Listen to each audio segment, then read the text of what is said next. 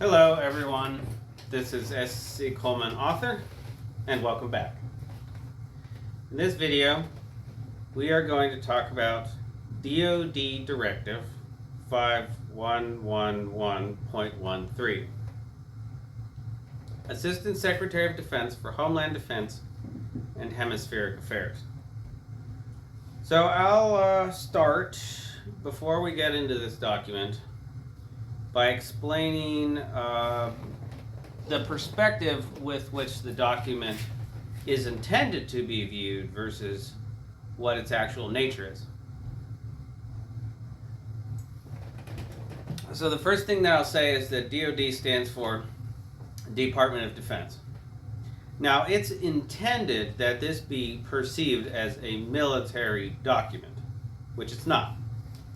I did a video previously about a DoD directive in which I took it and I took an older one and I put them next to each other and pointed out all of the different inconsistencies with the typeface, or well, not necessarily with typeface, but with the structure, the classification markings or lack thereof, the overall presentation of this new document had all the markings of a university paper, where the military document has all the markings of somebody in the military. They are night and day. When you put them next to each other, as the saying goes, the original exposes the fraud. If you don't have access to the original, then you can't expose the fraud, or you could, but it's a lot more difficult. If you have access to the original, in which you can go back and look at very old DoD manuals and documents, which are done through the military, by the military, for military purposes, and then you put them next to these newer DoD submissions, it is night and day. These DoD submissions that are being made are not coming from the military. The difference with this one and the one that I looked at earlier is that this one does not look like it originated out of a university, but rather the firms or foundations of what we refer to as attorneys or licensed attorneys. Individuals who go through something called law school. Generally speaking, though, across the planet, most of these attorneys are taught a certain way to function. There is a slight difference between academic circles and academia, so-called, that can differentiate regions, in which the document I looked at before, I stated, based off of the evidence in the document, and the apparent perspective of the writer, that likely originated in Europe. Well, with this one, I can't be certain, but it does seem like it has a American attorney bend to it. But it's not always possible to tell. It could, in fact, have originated in many places because of the ubiquitous use of legal terminology and templates across the planet. So again, the title is Assistant Secretary of Defense for Homeland Defense and Hemispheric Affairs. In reality, this document is a declaration of war, specifically against the military and the people across the globe. Although I will frame this in the context of it being a specifically declaration of war on America, whatever that word you would like it to mean, but essentially has to do with the entire American continents, the two American continents, and then the little sliver of land in the middle. So it's the originating component, allegedly, is the Office of Performance Improvement Officer and Director of Administration and Management, which they just always come up with this garbage, stupid titles and whatnot. October 31st, 2024, and June 25th, 2025. Assistant Secretary of Defense for Homeland Defense and Global Security is mentioned here from March 23rd, 2018, and an Assistant Secretary of Defense for Global Strategic Affairs from June 13th, 2011. Approved by Amanda J. Dory, Acting Undersecretary of Defense for Policy. This undersecretary thing has really been proliferated a lot recently, where that term did not exist prior to around like 2016, 2018 time period, when this undersecretary stuff, which is generally a term used in the United Nations in Europe, became applied to US-based entities, which is the same with the inclusion of the LTD, which was, as I had understood it for a long time, the European designation for LLC, but now in the United States we have a huge proliferation of LTD. It's sort of the same thing, and all of their legion of liars would all say, oh no, it's always been like that. The issuance assigns the responsibilities and functions, relationships, and authorities of the Assistant Secretary of Defense for Homeland Defense and Hemispheric Affairs, USD, HD, and HA, under the authority, direction, and control of the Undersecretary of Defense for Policy, pursuant to the authority vested in the Secretary of Defense by blah, blah, blah. So obviously they're creating these new things. Now what's interesting about this is that this Assistant Secretary of Defense for Homeland Defense and Hemispheric Affairs, despite the Assistant and Secretary in the title, is being given so-called powers and authorities far beyond the scope of any president, of any Congress, of any group ever in the United States. This apparent individual is being given dramatic, wide-sweeping powers and controls over the planet, not just the United States. This issuance applies to military departments, chairman of the Joint Chiefs and Joint Chiefs, the combatant commands, the Office of Inspector General of the Department of Defense, defense agencies, DoD field activities, and all other organization entities within the DoD. It's funny how they can just declare that. They can just say, we own you, and why? Because we declared it. Right? That's basically what they're doing here. This document is not even signed or dated, but it has, as you can see in the setup, these paragraph or this section A, subparagraph A, subsection, subparagraph, subsection A, that is all legal, legal function. That's how lawyers and attorneys write. And this document you would expect to see on a court docket, not being used as a functional document within the military organizations. Now, it talks about Arctic and global resilience, combating terrorism. We all know what that means in an Arctic region. There is a strange emphasis on things Arctic in this document.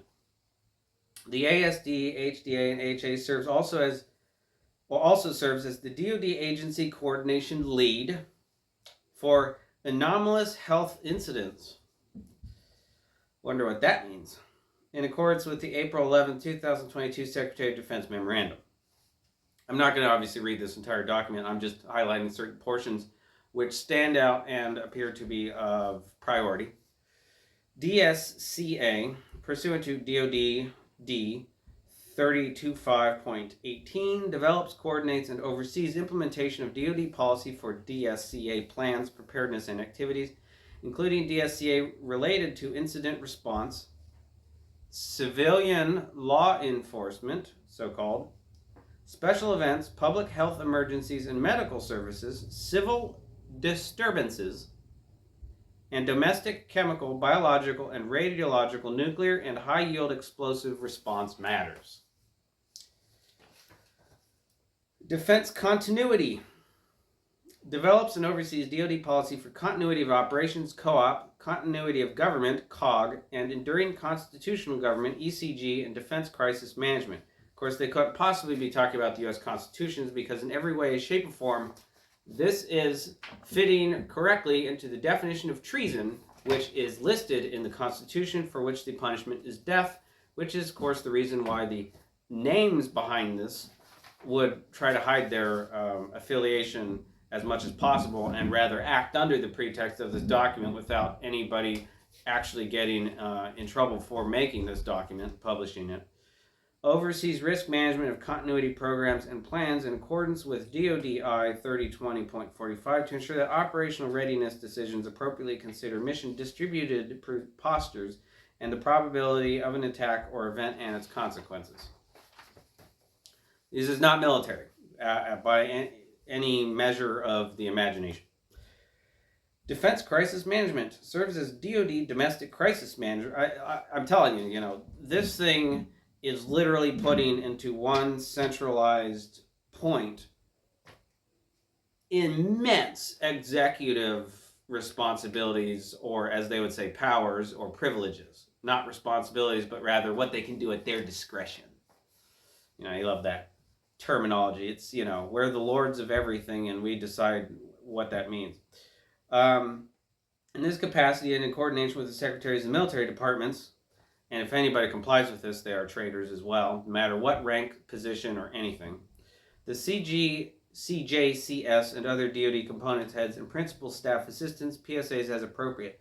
The ASD HDA develops, coordinates, and oversees the implementation of DoD-wide policy for domestic crisis management.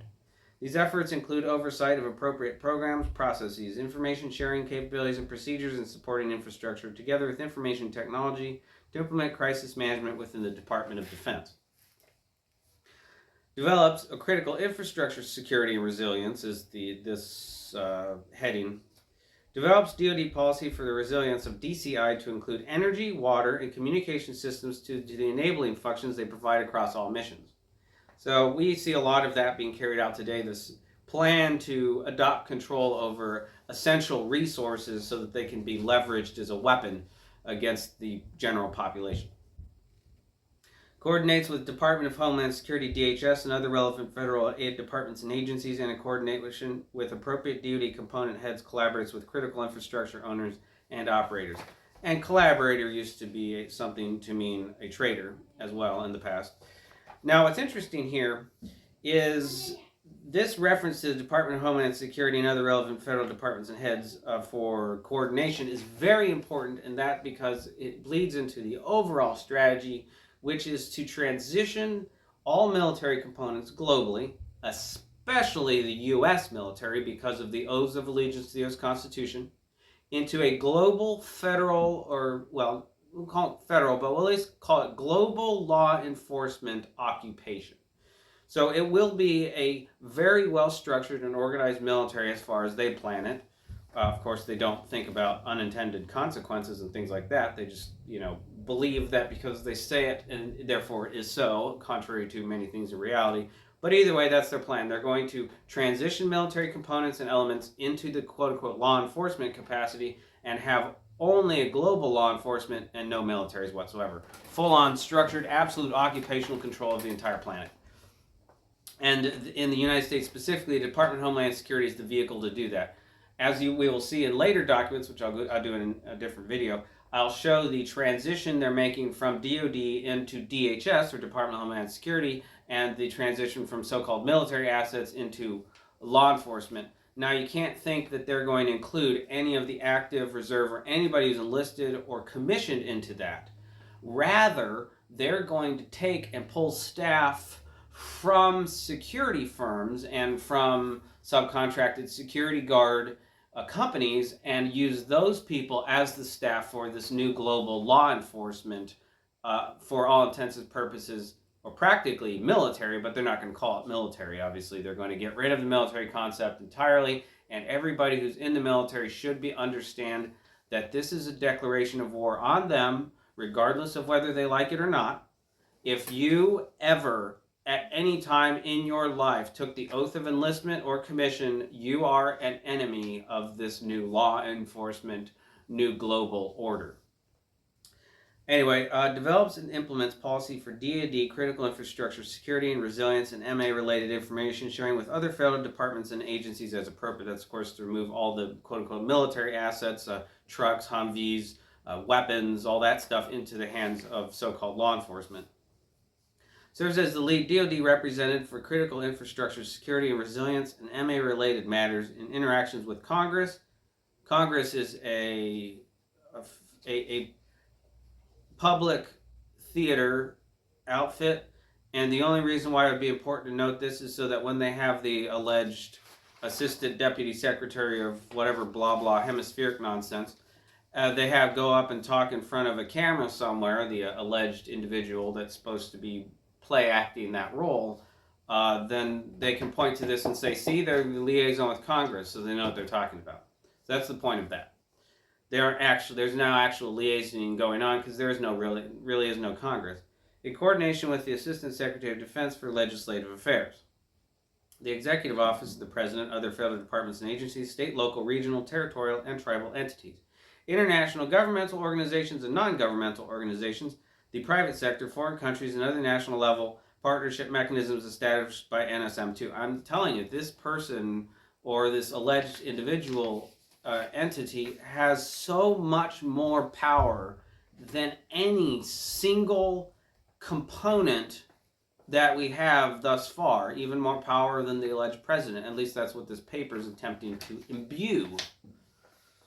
Works with government and private sector partners to support sector risk management, support assessments of sector risks, conduct sector coordination, facilitate public-private threat information sharing, support incident management, and contribute to emergency preparedness. Combating terrorism. In this capacity, and of course in their book, we're all under that label of terrorist. If you're a father trying to protect your child, then you're equally as much a domestic terrorist as the guy who just got out of the military and is trying to figure out what he's going to do next. Well, both of those are equally terrorists. Of course, the priority would probably be with the military veteran due to experience in combat or combat-related activities. Lead all efforts within the Office of the USDP for DoD support to domestic counterterrorism activities. Aligns defense policies with national policies for the prevention and disruption of terrorist attacks in the homeland in support of key U.S. government partners, including the National Security Council staff, DHS, and the Department of Justice, including the Federal Bureau of Investigation. Now, here's your Order 66 stuff. This is where you adopt control over military components and capabilities, and then you integrate your so-called law enforcement, security guards, subcontract security guards into that, so that way, when the time comes, you can send out your Execute Order 66, as was, as shown a lot in the Star Wars franchise, where the clones turn on the Jedi and kill all of them. Well, that's sort of the same idea here. All the so-called law enforcement are going to turn on the military assets and try and wipe them all out so that there's zero resistance, and they're going to try to do this globally. But first, they have to establish their ability to sabotage those military components by establishing themselves as the control mechanism so that they can, give them faulty equipment, all this other stuff that's required to stab them in the back. And anybody who's ever been in the military this far has already seen those activities being played out anyway. Develops, coordinates, and oversees the implementation of DoD force protection and anti-terrorism policy standards and guidance to reduce the vulnerability of DoD personnel, dependent family members, installation of other facilities, and critical infrastructure or critical resources to hostile attacks. So if they are the ones controlling that, they being these civilians, not military, are the ones controlling the actual security protection to these facilities and people, then because they're the ones, quote, responsible for it, they can shirk their responsibility or, make a mistake or something and have a whole bunch of people get killed while they, because they're the ones that are responsible for the control. That's sort of how it works. In coordination with the Undersecretary of Defense for Intelligence and Security, oversees the development, coordination, and maintenance of DoD policy for security of DoD personnel abroad in accordance with DoD, blah, blah, blah. They want to kill every single person who is bound by oath to the U.S. Constitution, specifically, but they really want to remove any type of resistance that might happen, any type of organized resistance that might happen across the globe. And thus we get into Arctic and global resilience. Develops, coordinates, and integrates DoD Arctic strategy and policy, and conducts and manages multilateral, regional, and bilateral coordination with allies and partners related to Arctic security. In close coordination with the Assistant Secretary of Defense for International Security Affairs, the Assistant Secretary of Defense for Indo-Pacific Security Affairs, the CJCS Commander, United States Northern Command Commander, United States European Command, and the Secretary of the Military Departments. In accordance with blah, blah, blah, in coordination with the Assistant Secretary of Defense for Strategy, Plans, and Capabilities, provides regional policy guidance to the Ted Stevens Center for Arctic Security Studies. It's an interesting name. Advances efforts with allies and partners to bolster energy security, including addressing the strategic implications of changes in the energy security environment and the advent of new energy technologies and efficiency approaches. That sounds exactly like, we're thinking energy in terms of maybe the electrical grid, and it's probably included, but that also has to do with oil and things like that. And specifically, they're talking about here suppressing any type of, quote, advent new energy technologies which might challenge their security of the energy environment. I think we know what that means. Develops international security strategy and policy that relate to the nations and international organizations of the Western Hemisphere, including their governments and defense establishments. All right, here's your global stuff going on. And provides regional oversight of security cooperation programs, including foreign military sales in these regions in this capacity.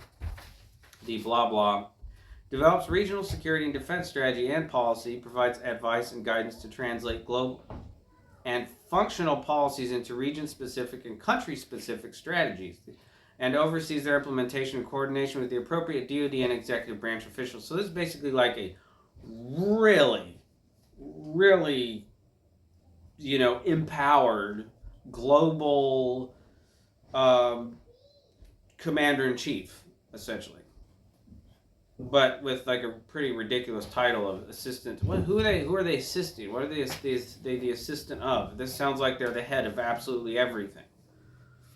Policy plans and activities, as well as uses of DoD resources engaged in encouraging the development of military capabilities, constitutional democracy, whatever the hell that means, respect for human rights, whatever the hell that means, and civilian control of the military. That's your big one. And civilian control of the military.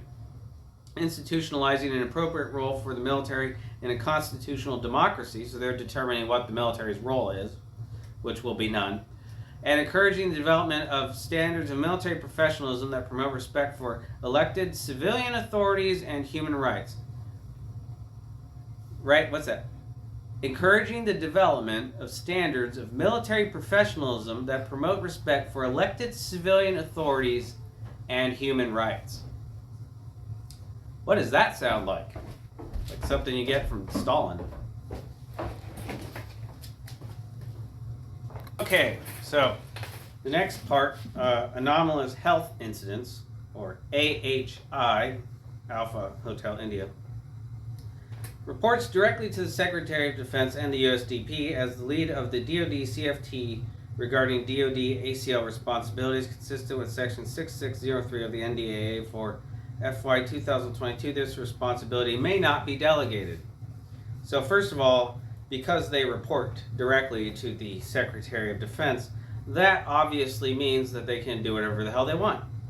First, and that only they can do whatever the hell they want, because the responsibility may not be delegated. Here's the reason why they put that in there. It's so somebody can't come along and adopt the cover, the fake cover, and fraudulent cover that they're attempting to use here. They don't want somebody else coming along and using it instead of them. That's basically why they put that in there. Serves as the AHI CFT civilian deputy with oversight of the AHI CFT. Ensures that all AHI issues are incorporated into appropriate programs of record, budgets, and DoD processes. Council of Governors. Pursuant to April 20, 2010, Secretary of Defense Memorandum, serves as Executive Director of the Council of Governors established by Executive Order 13528. General Matters represents the Secretary of Defense. That's funny, because I guess the Secretary of Defense cannot represent themselves. They, in fact, have to be represented by whatever the hell this thing is. And the USDP in matters involving the NSC staff, the Department of State, the DHS, and other federal departments, agencies, and interagency groups. Represents the Secretary of Defense and the USDP in interagency policy deliberations and international negotiations. Imagine that. Serves as the principal DoD representative with Congress in coordination with the ASDLA and with state governments, local municipalities, and private sector organizations. Performs such other duties as the Secretary of Defense and the USDP may prescribe, which of course they will determine by themselves what those prescriptions are, and then afford themselves the authority and responsibility to do what they desire. That's how this little game works. coordinates and exchanges information with other OSD officials, DoD component heads, federal, state, or local officials having collateral or related responsibilities and functions. Authorities approve DoD. Okay, so the ASD, HD, and HA is delegated the authority to. Delegated by whom? And first of all, under what, this stuff is retarded. Approve DoD manuals and directive type memorandums in areas of assigned responsibility. So basically, if it's not approved by this apparent individual, then it's not legitimate according to this highly fraudulent document right here. Assigned responsibilities to implement policy already established by a DODI directive type memorandum or policy memorandum issued by the Secretary of Defense or Deputy Secretary of Defense. And so it appears, according to that, they can also invalidate older publications, of course, because they love doing that. This authority may not be redelegated.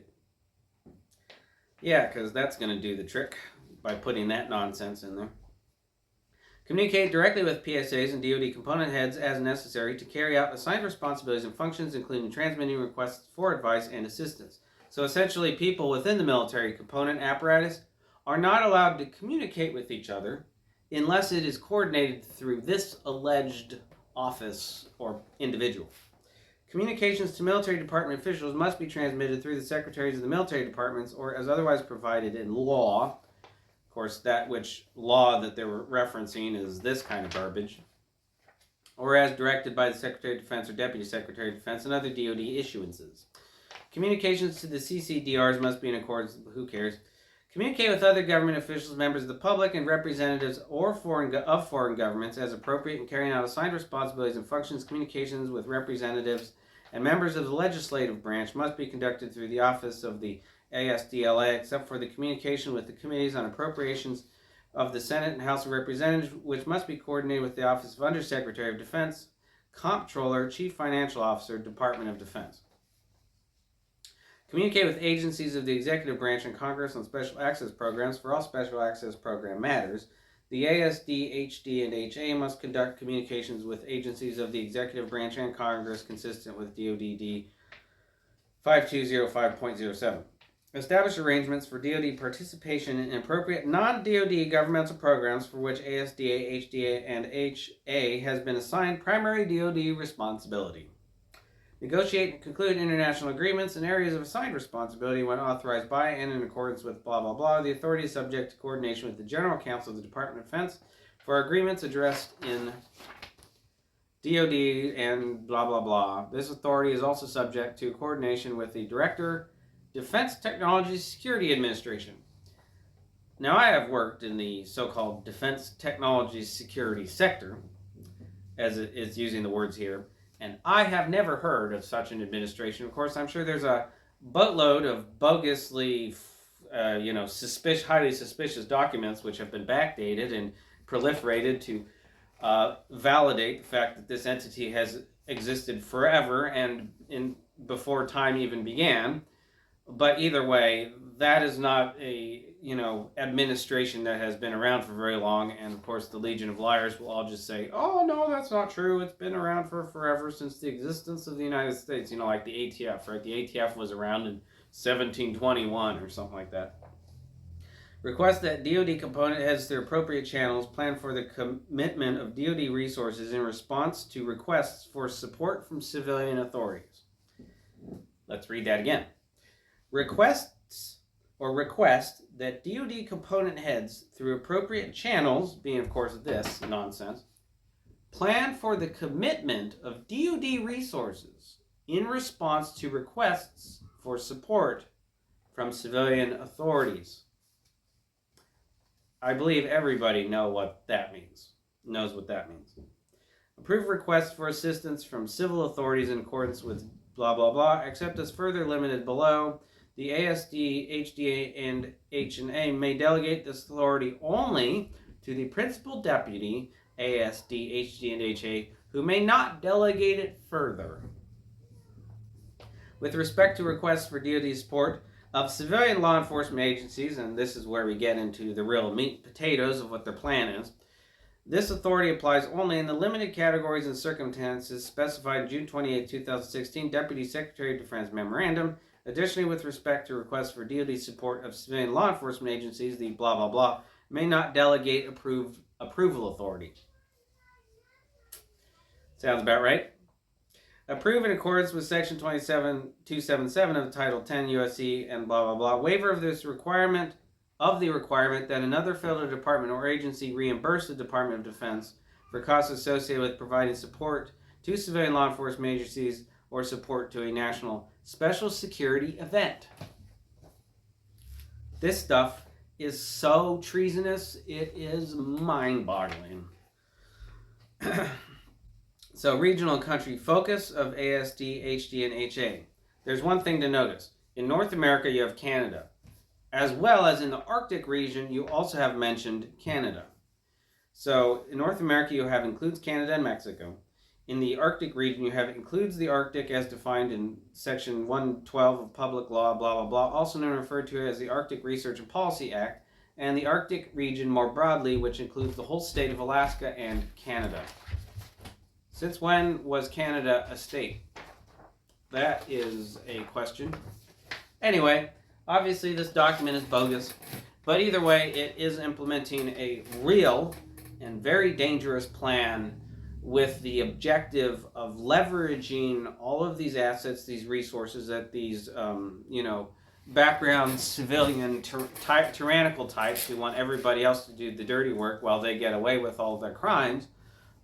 They want to leverage these against the populations, planning for the fact that people who are already way fed up with this stuff will decide to do something about it, and they want to marshal every one of their resources as they see it, including the United States military armaments, meaning weapons, vehicles, stuff like that, against the local populations for quote-unquote law enforcement and counterterrorism activities. The main cover that they're using this for, or the main cover that they're using for this, is immigration. It is very difficult for most U.S. citizens especially to comprehend that the focus of immigration so-called enforcement could be a Trojan horse with which they can leverage a full-scale, comprehensive, widespread assault upon the U.S. citizen population. But that is exactly what's happening, and that's what we will see more evidence of in the subsequent documents and the next video.